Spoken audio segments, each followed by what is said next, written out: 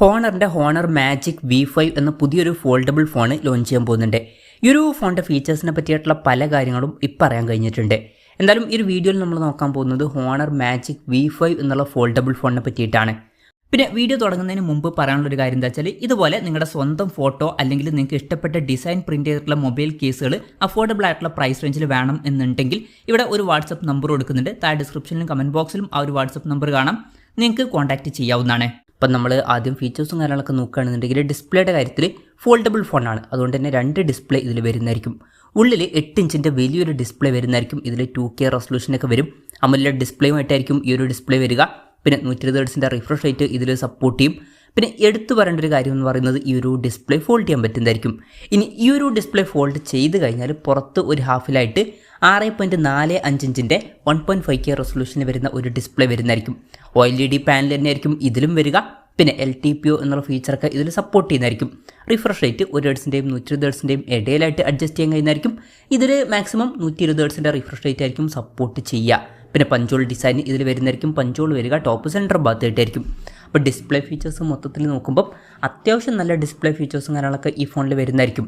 പിന്നെ ഈ ഒരു ഫോണിൽ side mounted finger print sensor ആയിരിക്കും വരിക. IPX8 റേറ്റിംഗ് ഇതിൽ സപ്പോർട്ട് ചെയ്യുന്നതായിരിക്കും.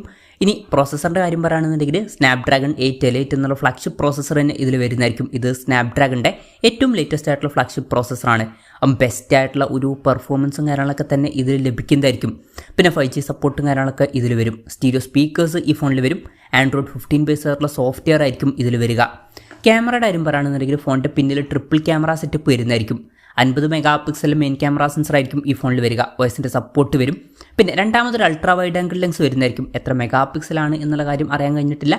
മിക്കവാറും 50 MP ഒരു അൾട്രാ വൈഡ് ആംഗിൾ ലെൻസ് ആയിരിക്കും ഇത് കൂടാതെ 200 MP ഒരു പെരിസ്കോപ്പ് ടെലിഫോട്ടോ ലെൻസും വരുന്നതായിരിക്കും. പിന്നെ സെൽഫി ക്യാമറയെ പറ്റിയിട്ടുള്ള കാര്യങ്ങൾ അറിയാൻ കഴിഞ്ഞിട്ടില്ല.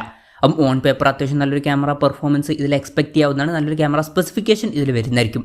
ബാറ്ററിയുടെ കാര്യത്തിൽ 6100 mAh ബാറ്ററി ഇതിൽ വരുന്നതായിരിക്കും. വളരെ കൂടിയൊരു ബാറ്ററി കപ്പാസിറ്റി ഇതിൽ വരും. അത് എടുത്തു പറയേണ്ട ഒരു കാര്യം തന്നെയാണ്. പിന്നെ 66 വാട്ടിൻ്റെ ഫാസ്റ്റ് ചാർജിങ് സപ്പോർട്ടും വരുന്നതായിരിക്കും. പിന്നെ വയർലെസ് ചാർജിങ് സപ്പോർട്ടും ഇതിൽ വരും. Type-C ചാർജിങ് പോർട്ടുമായിട്ടായിരിക്കും ഈ ഒരു സ്മാർട്ട് ഫോൺ വരിക. മികച്ചൊരു ബാറ്ററി സെറ്റപ്പ് ഈ ഒരു സ്മാർട്ട് ഫോണിൽ വരും. ഇതൊക്കെയാണ് ഫീച്ചേഴ്സിനെ പറ്റി പറയാനുള്ള കാര്യങ്ങൾ. ഇനി ലോഞ്ച് ഡേറ്റിൻ്റെ കാര്യം പറയുകയാണെന്നുണ്ടെങ്കിൽ അതിനെപ്പറ്റിയിട്ടുള്ള കറക്റ്റ് കാര്യങ്ങൾ അറിയാൻ കഴിഞ്ഞിട്ടില്ല.